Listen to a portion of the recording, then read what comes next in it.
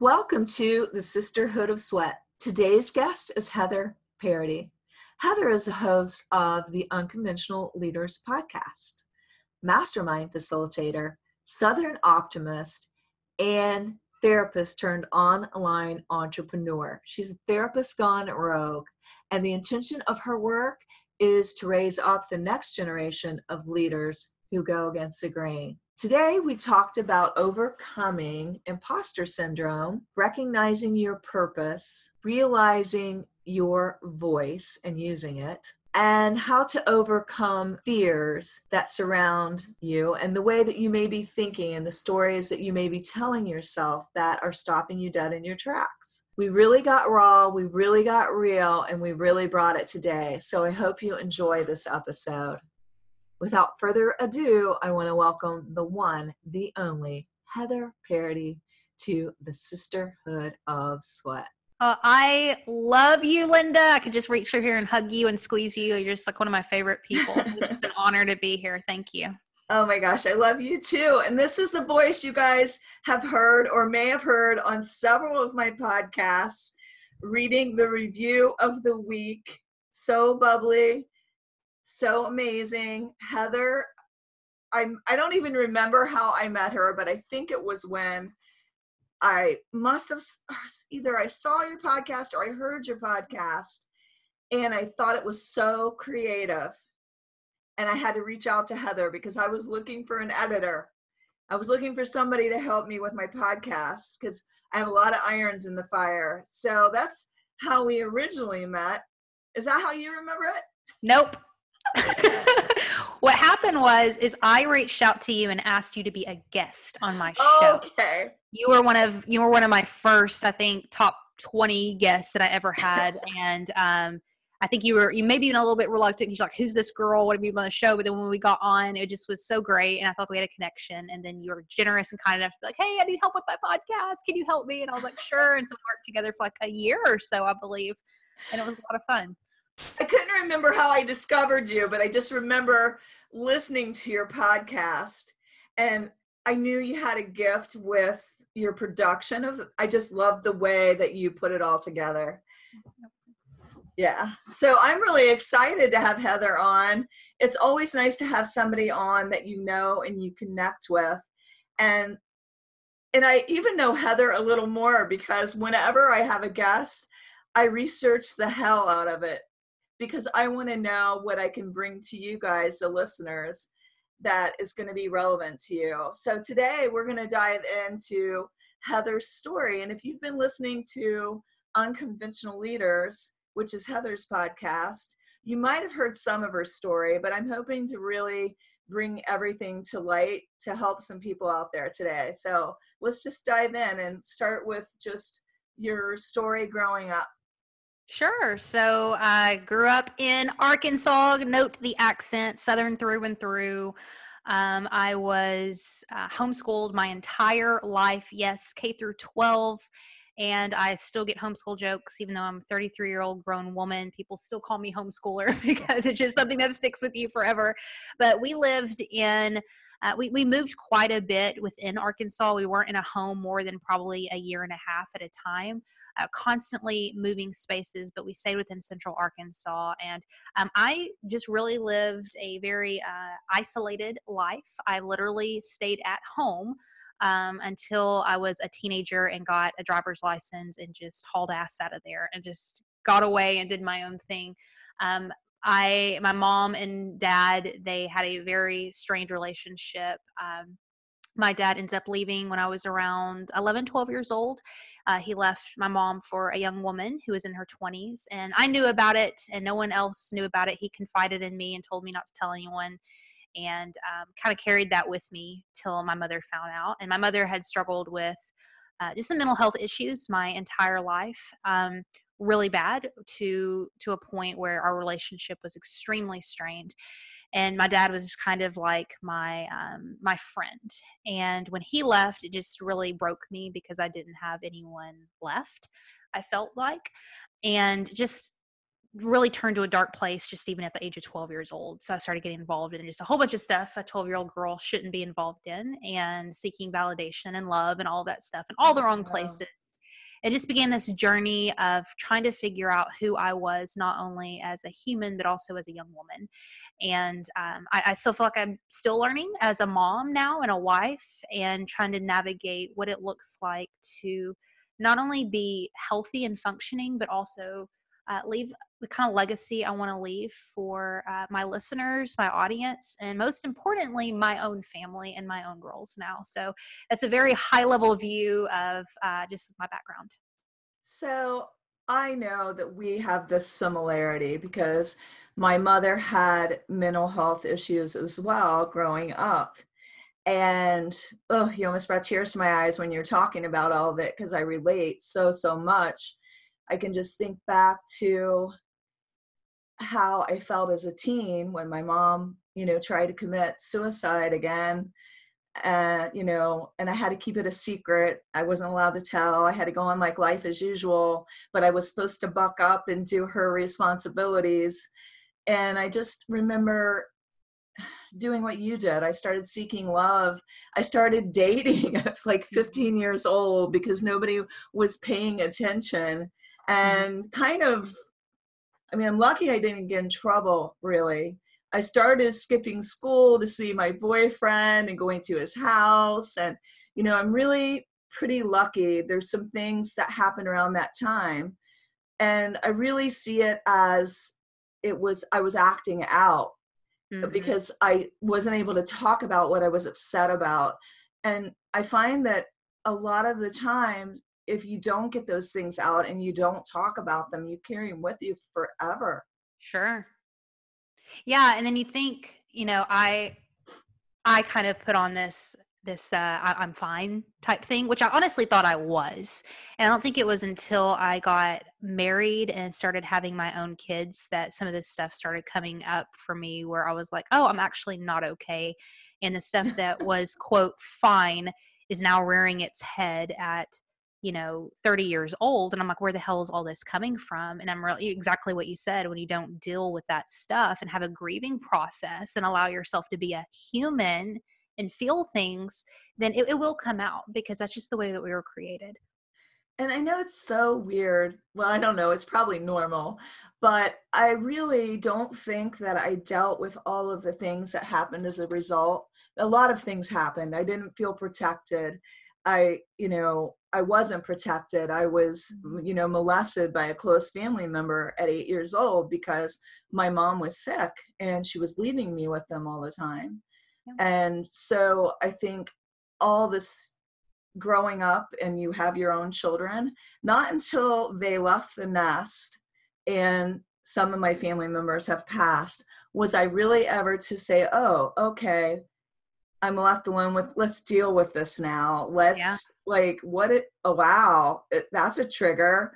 That really stems all the way back to all the way back. Mhm. So you start healing your healing process. Do you find you're still like things that affected you then still affect you now? Yes and no. I feel like I've come leaps and bounds. Really, the getting into other marriage, man, will just bring some stuff out of you, because then they have their own stuff and you have your stuff, and so it's really interesting. And I feel like some of the bigger pieces have moved, but there's still these everyday little small things, like you're cleaning your house and you forget that one cabinet, and you open that cabinet and you're like, oh, I forgot, I didn't clean this one out, and so it's constantly discovering these little pieces of this home Yeah, that was within such a good yourself. analogy.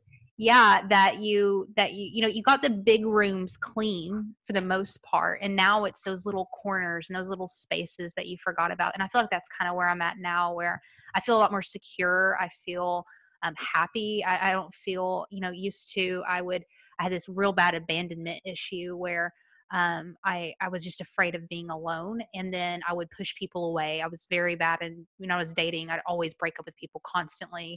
It's just this weird push pull thing that I did.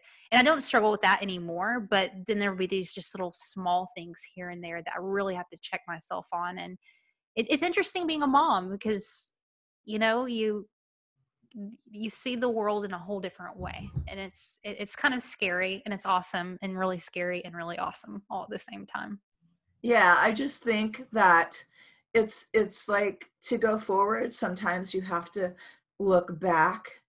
And I just love your whole background because I feel like a lot of the times things like this are not ever dealt with and they're never spoken about. And you can't heal if you can't even recognize what you need to heal from. Sure. That's real. And you're amazing because you were in this homeschooling background. I want you to kind of lead people through how you felt about your knowledge and just this whole homeschooling thing to Hmm. where you ended up in college years later. Years later, yeah. So my education stopped around seventh, eighth grade. And when I say stopped, I mean, it was those slow stops where the car is just slowly pulling to stop. I didn't have like a full education up to seventh and eighth grade, but we just stopped trying around that time. Let's just put it that way. So it was very non-traditional in the sense of, the early foundational stuff was there to learn to read and to write and basic math skills, but past that, it was just put to a halt. And again, my mom was in her room most of my childhood, and just didn't try, because she was dealing with her own issues. And then when my dad left around 12, um, we literally just watched MTV all day. I swear that's all we did. I remember going outside and tanning and watching MTV and eating ice cream. It was like every teenager's dream. So at the time, I was like, this is the good life, right? I have been blessed by the gods that I get to live this kind of life. But it wasn't, until 16, 17, 18 years old when my friends were, making plans for their future. It just never occurred to me like, oh, what am I going to do with my life? And then that's when shame really started settling in, because I realized that, or I was afraid of that that I was ignorant, that I was dumb, that I was stupid, that there was like this hidden little secret that no one knew, that I literally wasn't educated past basic, things that you learn in elementary school. And so going to college was never even a thought of mine, because how in the world would I go to college? And I didn't know what to do. So long story around this, but I really leaned into the church and ministry at the time. Um, Church kind of became my home away from home when I was around 16, 17 years old. And there's a lot of good and bad stuff with that, but whatever Right, it looked right. like, I thought that my calling in life was to go into ministry, which honestly, now that I'm looking back on it, what other thing would I have chosen? Because I didn't have another thing other than, maybe become a children's pastor, or, the janitor at the church. I don't know, like anything that was going to be my life's work. So when I turned, 18, 19 years old, when I got to that age, I went to a ministry school, quote, training. It wasn't accredited or anything. It was just a 2-year program where we traveled all over the US and put on church productions and plays and skits and street ministry and all this stuff. And I leaned heavily into that. Um, and eventually, long story short, I leaned away from the traditional roles of Christianity and ministry and all of what that looks like, and really wanted to stretch my wings just in a professional sense. But again, I was brought back to that point of, Heather, you have no education. What are you going to do? So I enrolled in a community college, very, very, very bottom of the rail. Like, you can find the community college in my town, and they accepted me, and I got in, and I began developmental classes probably around the age of 22, 23 years old, I believe. And developmental classes, for those of you who have not had to go through that, it's essentially classes that you go through that you do not get college credit for, but are foundational and required in order for you to move to the college age level classes. So I took developmental classes for a couple of years in math, and I believe some of the sciences, and just paid for it out of pocket and learned until I received college credit. I love it. Now, when you went to your first class, what was that Mm-hmm. like? Yeah, it was terrifying. I had never been into a classroom before, ever. It was literally my first day of school at like 22. And um, I was literally shaking.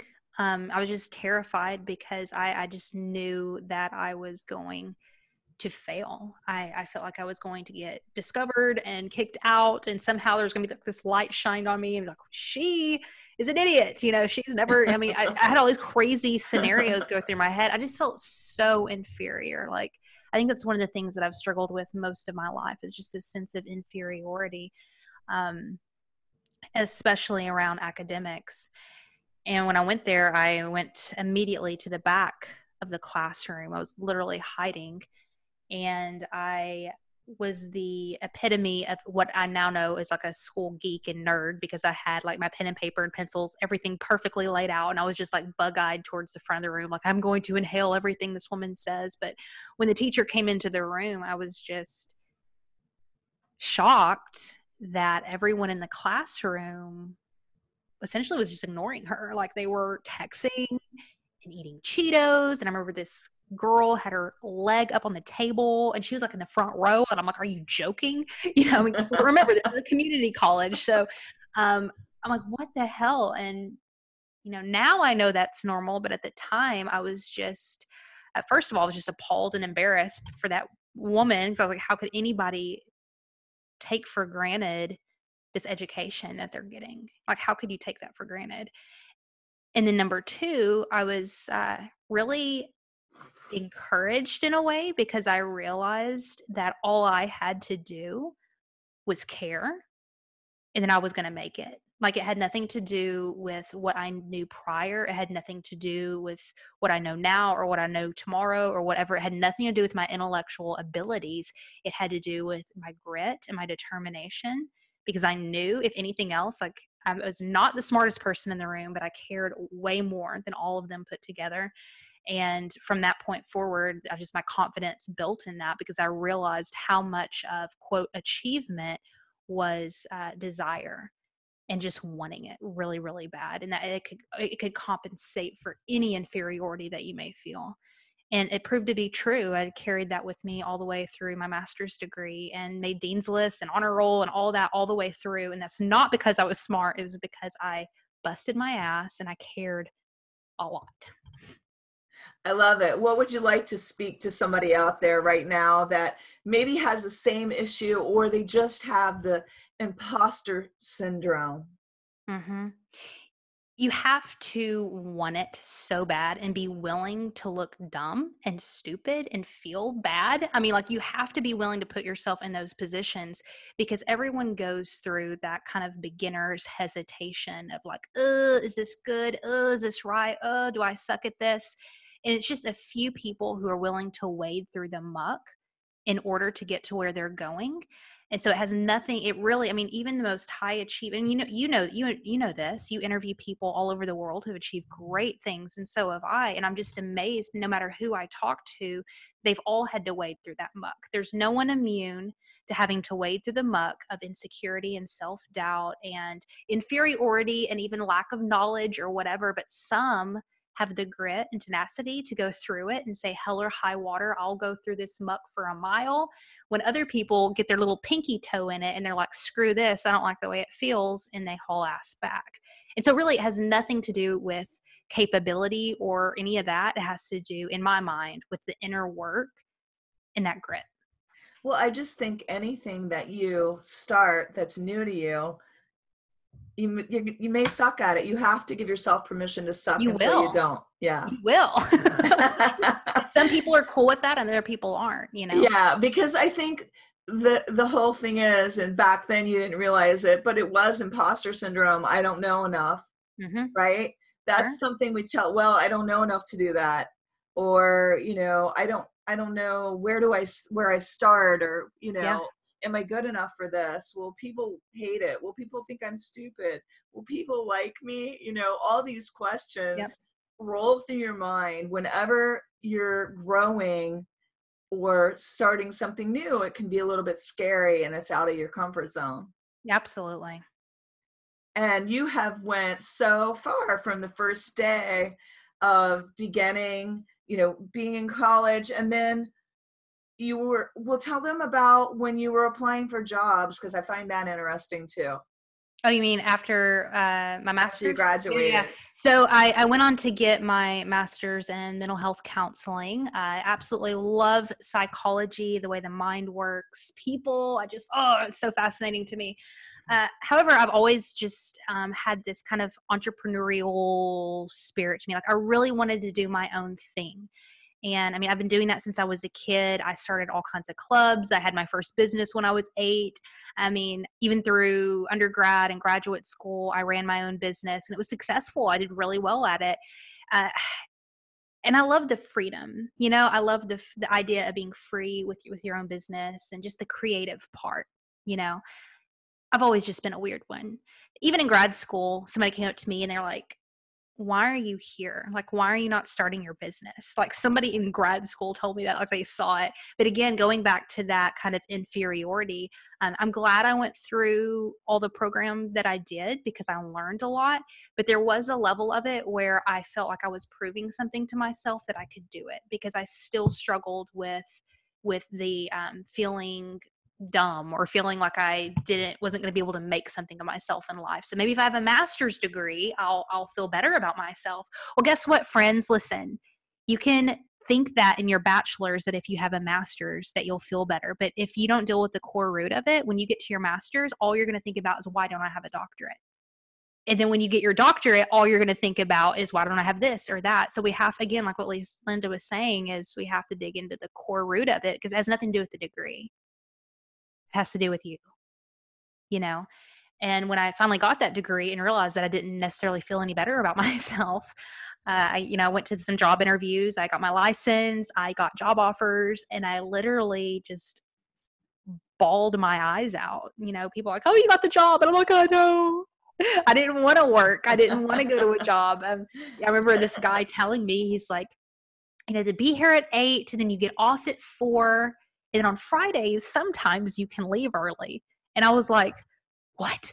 You're telling me when I should be here. And it just was totally blew my mind because, for the past several years, I'd been running my own business and making my own schedule. So I just decided to take the leap. I talk about unconventional for a reason. It was very unconventional to spend 7-8 years in school, thousands of dollars, and then just be like, hey, I want to do something different. But man, I believe in calling. I think God has a calling on all of our lives, whether you believe it or not.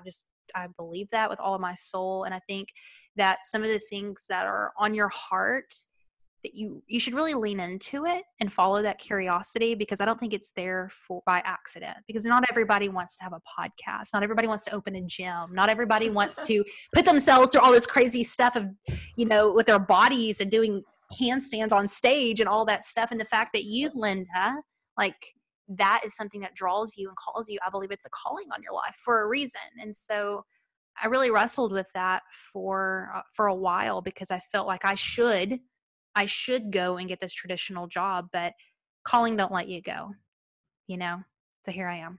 That's so funny because I can remember being around 13 years old, and my friend said to me, "You're a motivator." Mm-hmm. And I knew that I was a motivator and an inspirational kind of, that's what my strength was. But the reason behind that was, I think, I saw what my mom was doing. I never understood it because to me it was crazy. Why would you want to, why would you want to kill yourself? But I didn't understand all of the, how a person could then, when I was a child, have a chemical imbalance and, not really be thinking clearly Mm-hmm. because everything isn't working the way that it's supposed to, Yep. because your chemicals are off balance or for whatever reason.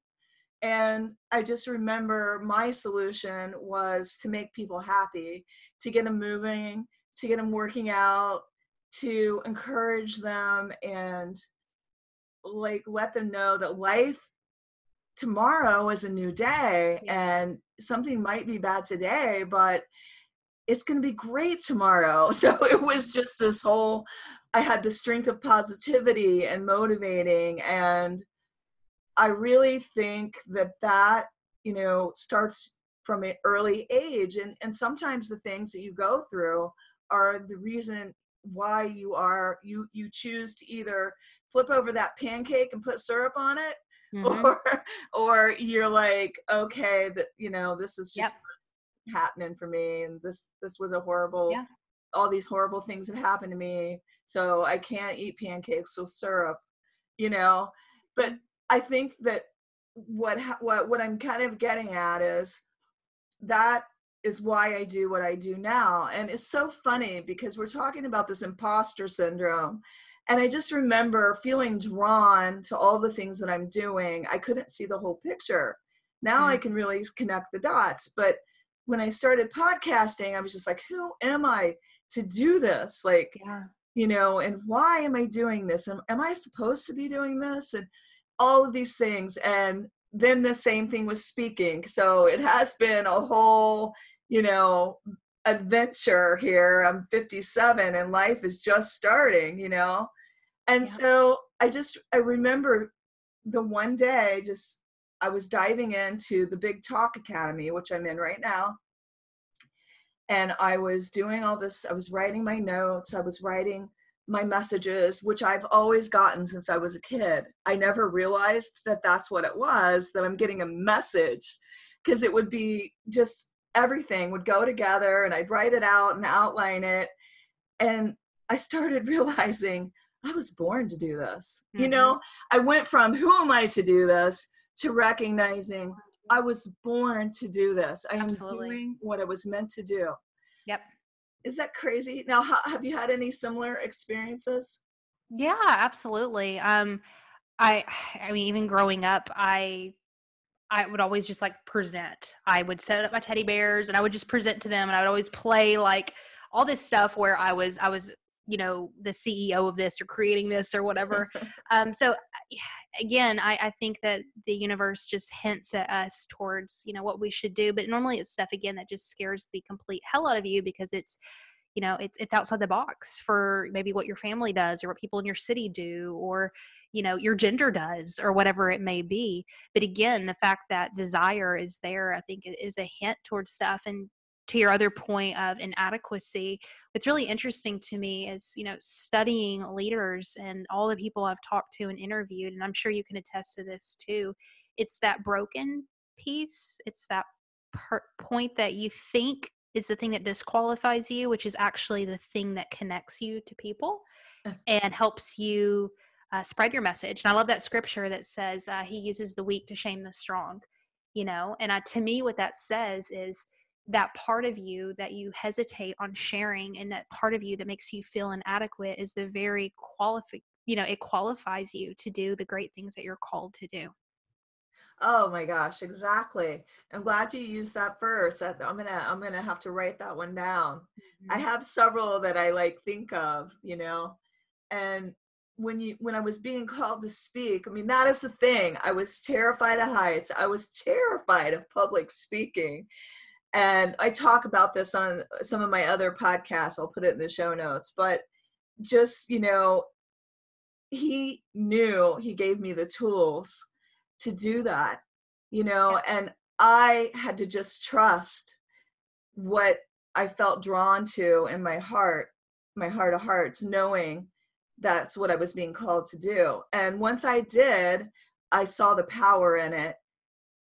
And we're just at the beginning. Yeah, that's real. Mm. So who knows where this might lead.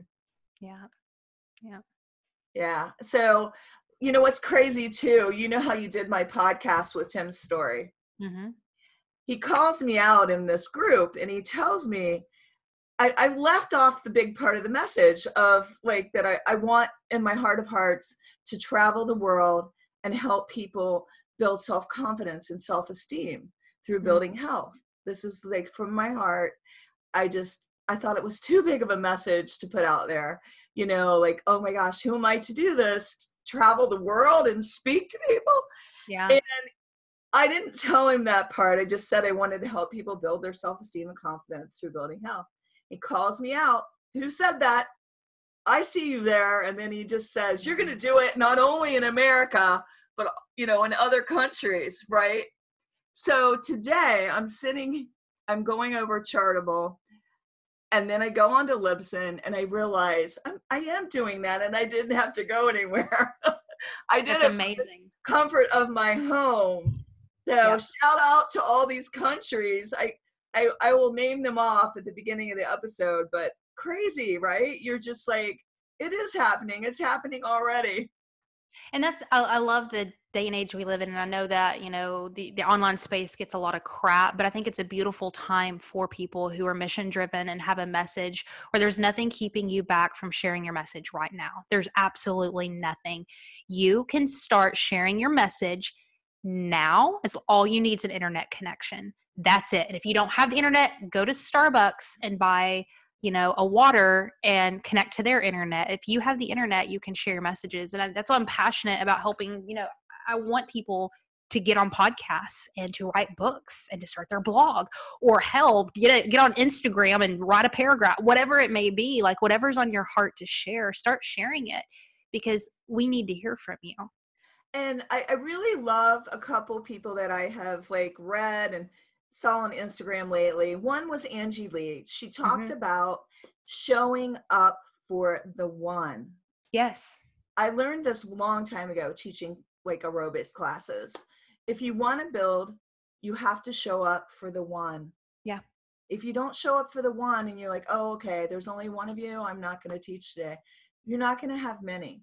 And she talks about showing up for that person, showing up for the 10 people that come the first time you speak, showing up for the people that are right in front of you, which is the lesson I learned from Tim's story. Yep. Speak to the people right in front of you. Absolutely. And so then it doesn't have to be so overwhelming. But if you just realize and value the people right in front of you, you're going to have more people. Absolutely. Well, because then it's about them and it's not about you. If I'm only speaking, I'm not going to speak to just the one, I need 20 people, I need 30 people, then it's really about me and I'm making it about myself. But if I'm willing to invest in and show up for the one, then it really is about the people you're serving and not about you. Well, I think sometimes, it's normal. We're human. Our ego gets in the way. Sure. We worry about how we look. Are we stupid? Do we appear stupid? Are people impressed by us? That's when you know your ego is in the way. Yeah, But when absolutely. you really start looking at the people and you start thinking about what do they need to hear today? How can I impact them? What value could I add today to somebody in my studio or for you in your Unconventional Leaders group on Facebook? Absolutely. Right? And now you might think, who am I? Who am I going to impact? How is my little message, which is probably a big message, you just don't know it yet, going to affect someone? And Jess Ekstrom, I don't know if I'm saying her name right, forgive me if I'm not, but she wrote Chasing the Bright Side, and it's just come out. She goes back all the way to her first talk. I think it was like at a school, and she got free pizza for speaking. And somebody like tags her in a post and talks about how much that talk way back when affected them. Amazing. So I just think like you don't know how your message is going to evolve, but it's in you for a reason. Absolutely. Amen. Yep. Here I go. I'm stepping on my soapbox. No, it's so good. I'm listening and loving it. But I love everything that you bring in Unconventional Leaders. And I just want to kind of talk about how you changed the name from what it was, and just how having a poor background caused you to think about money and how you've reversed that now.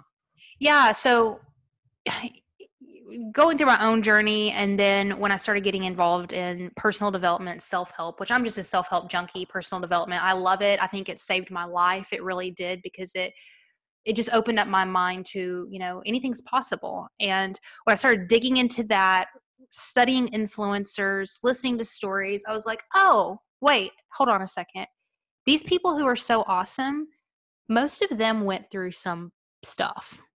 Insert cuss word. Most of them have been through complete hell, have grown up poor, had a disability, were made fun of, or, rejected because of the color of their skin or the gender that they were, or whatever it may be. All of them have had a lot of adversity in their life. And just wait a second, hold on. So you're telling me that successful people have been through a lot of adversity. Does that mean now that we can look at those who've been through adversity or currently going through adversity, or maybe us feeling adversity? Is it possible that we could shift that dialogue to say, wow, this means I have a lot of potential? And that conversation really interests me. So we started this show really just to study unconventional leadership. And I've gone through a lot of transitions and changings. And that's another thing that's really important is when you start to share your message, it's going to shift and adjust as you kind of squirm and figure out your lane. And I think that detours a lot of people because they get started and they're like, oh, this is changing a lot. And oh, this isn't working. And they're like, oh, I must not be supposed to do this, when really that's the process that we all go through. Is you don't, I always say to people, you don't find your voice until you start using your Oh voice. my gosh, I love that so much. Yeah. So like, imagine if I don't speak for 20 years and then I start speaking, my voice is going to be crackly. I won't be able to form the words accurately and all of that because I haven't practiced using my voice. But the more I assert myself, the more I start to formulate these sentences, the more clear my message is going to become and the more conviction I'm going to have in my voice. And so what I want to say to you, whoever's listening, is like, keep speaking. Metaphorically or literally or whatever that looks like for you. Put yourself out there because it's going to start forming and shaping. And that's what's happened with the show. We set out to do one thing and it's shifted and adjusted. And now, we're kind of in this lane that's feeling really good right now. But the intention is just to really view adversity and an unconventional life in a positive way. And you mentioned money. I mean, there's a lot of things that come up with that. If you grow up poor, this conversation around success is really hard. It's not only hard, to understand it like tactically, like how in the world am I going to make money? There's a lot of internal stuff that comes with that of like worth and value. And am I worth charging this? Or is it, there's a lot of shame wrapped around stuff like money and many other things. But again, we think it's all external, but it's really an internal game. And that's the conclusion I'm really coming to. Learn. Cool. Learn some stuff, but that's going to do you no good if you don't have that internal confidence to execute on it. Well, when you think about it, money is just paper that we put value on. Sure. And so money, I mean, in a way, it's an energy. Like if you think about it, you put value on yourself. It's the same as us placing value on money. Mm-hmm. So do you think you're valuable? Exactly. We're all valuable. We're all valuable. Mm-hmm. Yeah, it's been interesting. I feel like I'm learning and growing, with our listeners. So you can kind of hear the show evolve where even the conversation has shifted and changed. But again, I think too, to those who are using their voice, speak your truth. Like whatever you're struggling with or going through at the moment, I think it's super relatable. So I talk about money on the show a lot and my own struggles with, a poverty mindset and what that looks like and just all the internal stuff. I hope at least, that encourages other people. It's, oh, hey, Heather's putting her voice out there and she's still scared out of her mind sometimes. It's okay. Well, I love what you said about using your voice. The more you use your voice, you find your voice. Yes. And I just have to take it back, to see, I believe in God. I believe in the Bible. I believe in all of that, but I'm not so heavy into religion. Me either. Religious notions, where I think they may teach that women aren't supposed to speak. I grew up kind of, my mom was, my mom is the sweetest ever, but she was in that generation and I viewed her as being without a voice. Yeah. Without needs, wants, beliefs, desires. I'm sure she had all those things, but she was very submissive, whatever dad said. So I really broke the mold, guys. I mean, I really think I broke the mold because I was just like, no, I have a voice. It's okay for me to have dreams and beliefs and desires. And I think I struggled when I was being called to speak a little bit because little girls aren't supposed to speak. You know what I mean? Like just, No, yeah, that's and real. I had to really rewrite that narrative. And now I'm like, oh my gosh, of course you are. Everyone has a voice. We're supposed to use our voice.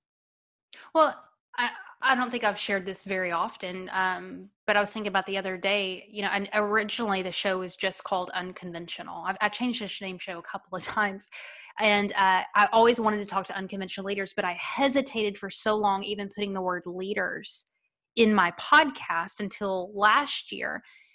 And I Because it's a came to realize, strong word. because it's a strong word, and I thought, who the hell am I, a There you go. 30-year-old woman,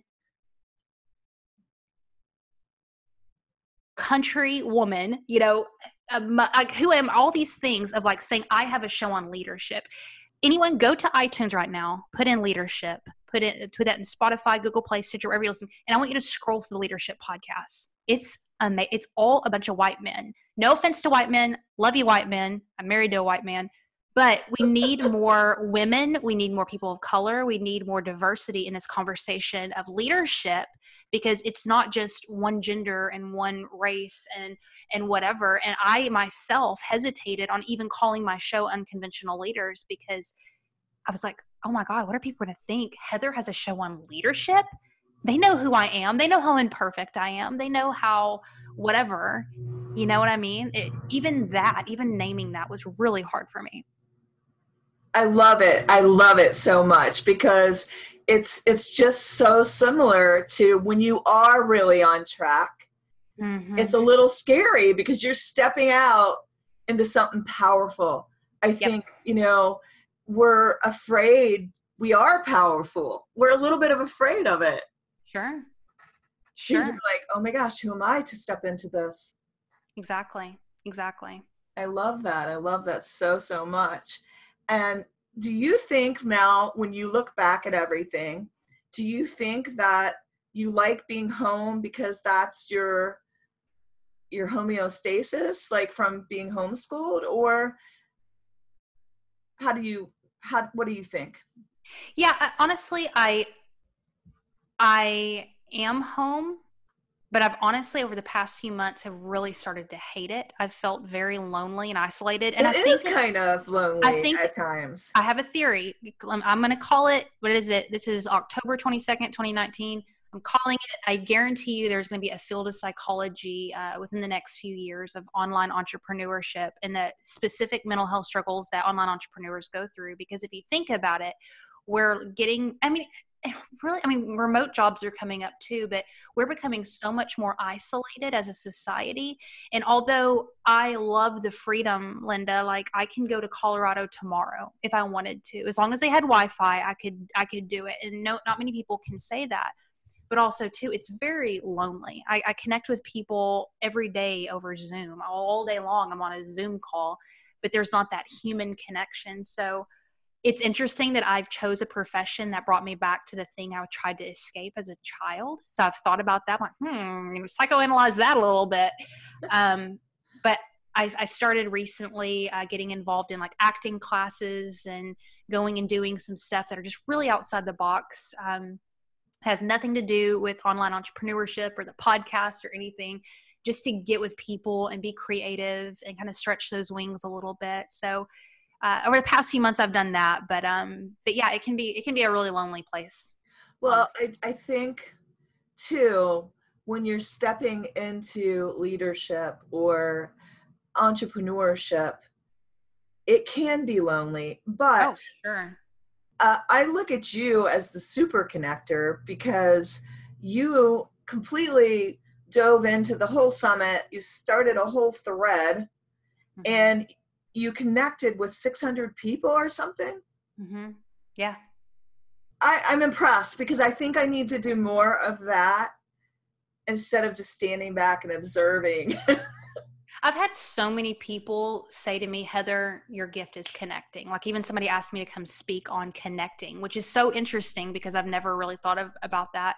But it does make sense because then that's where the counseling and psychology comes in. And honestly, even as a child, what was the thing that I struggled with the most?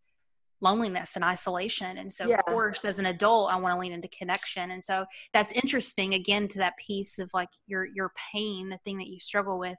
The opposite of that could be your calling, you know? I really think it happens for you. Yep.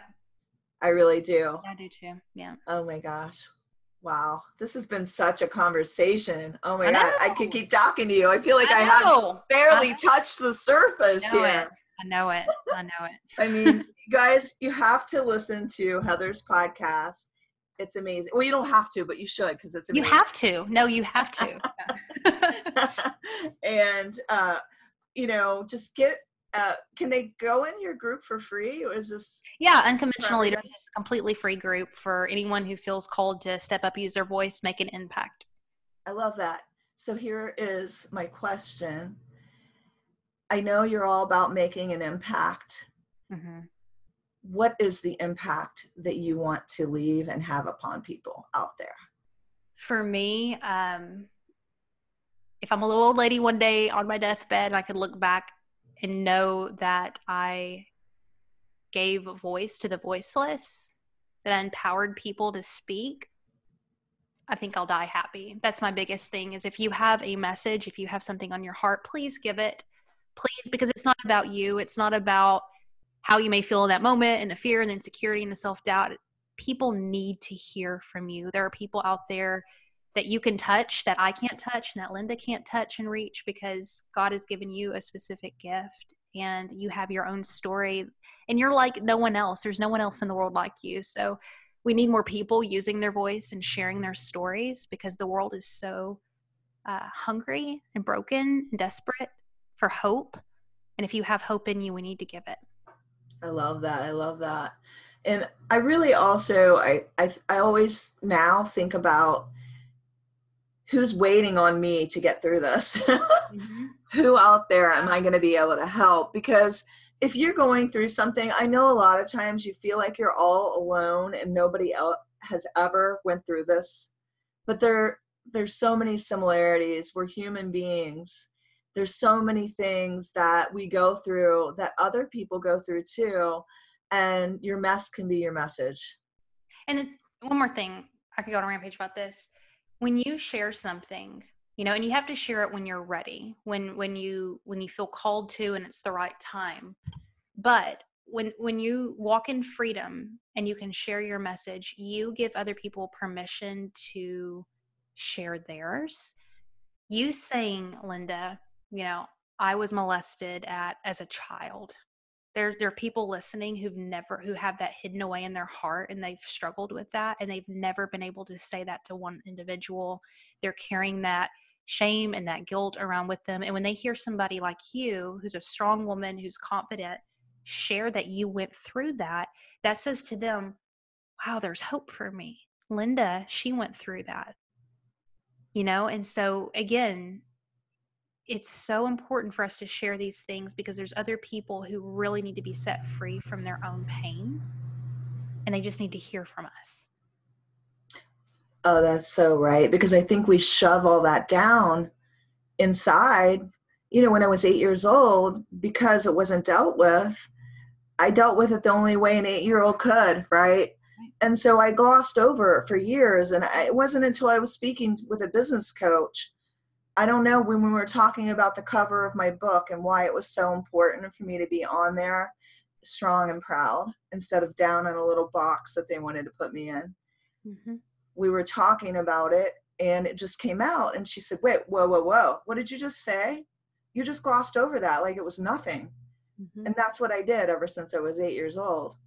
And so I think, we don't realize how much the things that we stuff down inside, they come out in ways. You have to dig that stuff up and heal from it to be able to go on to a better future. Absolutely. Yep.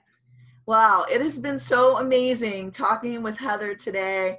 And I just want to acknowledge her so much for being fearless, even though I know she doesn't feel like it, but I see you as fearless, as brave, beautiful and courageous, just diving into all that God has for you in this space and bringing everyone with you. I adore you. I just respect and admire you so much. And, I love you. So thank you so much for having me on. Absolutely. Thanks, everybody, for listening to the Sisterhood of Sweat. Bye, everybody.